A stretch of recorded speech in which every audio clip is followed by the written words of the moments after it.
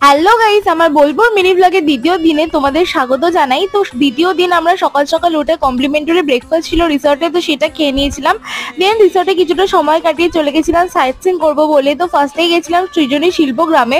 বোলপুরের এই সৃজনী শিল্পগ্রাম কিন্তু খুব সুন্দর একটা আকর্ষণীয় জায়গা। তো আমার যেহেতু প্রথমবার ছিল, আমার তো দারুণ লেগেছে।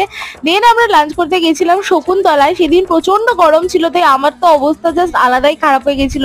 তখন শকুন্তলায় আমরা নিয়েছিলাম একটা ভেজ থালি, আর তার সাথে অ্যাডনে নিয়েছিলাম মাটন। এটা একটা ডিটেল ভিডিও অলরেডি আমার চ্যানেলে আপলোড করা রয়েছে। দেন রিসর্টে এসে ড্রেস চেঞ্জ করে চলে গেছিলাম শনিবারের সোনাঝুরি হাটে।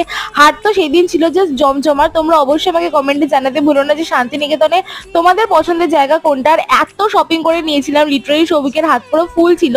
দেন আমরা চলে গেছিলাম আমুলি ক্যাফেতে একটু নতুনত্ব কিছু ট্রাই করবো বলে। তো সেখানে আমরা একটু ছোটখাটো স্ন্যাক্স নিয়েছিলাম। দেন সন্ধ্যেবেলা আমাদের যে রিসর্ট ছিল সেখানে হয়েছিল বাউল গান, আর রাতেবেলার ডিনার ছিল এইটা।